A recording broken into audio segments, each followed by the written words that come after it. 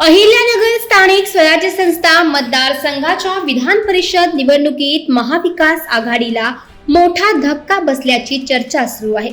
महाविकास आघाडीकडून राष्ट्रवादी काँग्रेस शरद पवार गटाच्या राणी लंके यांचे नाव उमेदवारीसाठी चर्चेत असतानाही त्यांनी अखेर उमेदवारी अर्ज दाखल केला नाहीये। त्यामुळे महाविकास आघाडीचा अधिकृत उमेदवार नेमका कोण असा प्रश्न निर्माण झालाय। दरम्यान काँग्रेसचे करण ससाणे यांचा अर्ज कायम असून आता निवडणुकीत त्यांची भूमिका महत्त्वाची आहे।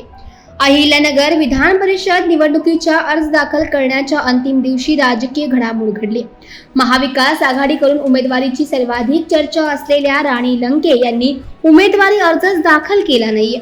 त्यामुळे महाविकास आघाडीची रणनीती नेमकी काय याबाबत राजकीय वर्तुळात तर्कवितर्कांना उधाण आलं आहे।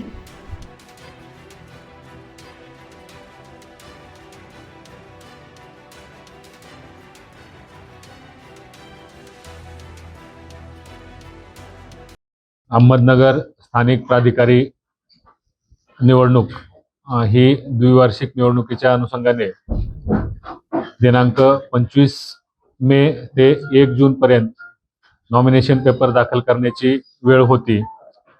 आज दिनांक 1 जून रोजी 3 वाजेपर्यंत आपल्याकडं एकूण 5 उमेदवारांचे 8 अर्ज प्राप्त झालेले आहेत।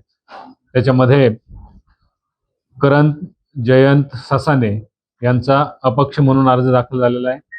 कमलेश हस्तिमल गांधी यांचा अपक्ष म्हणून अर्ज दाखल झालेला आहे। मचिंद्र पांडुरंग धुमाळ यांचा देखील अपक्ष म्हणून अर्ज दाखल झालेला आहे।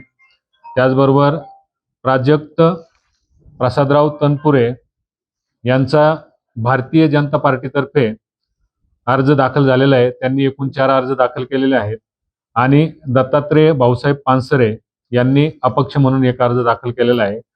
असे 4 अपक्ष आणि 1 भारतीय जनता पक्षातर्फे असे एकूण 5 अर्ज आज दिनांक 1 मे 2026 अर्ज दाखल करण्याच्या 3 वाजेपर्यंत अर्ज प्राप्त झालेले आहेत।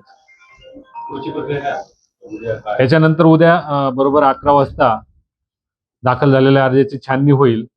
छाननीनंतर ज्यांना माघार घ्यायची असेल त्याच्यासाठी 4 जून पर्यंतची वेळ आहे।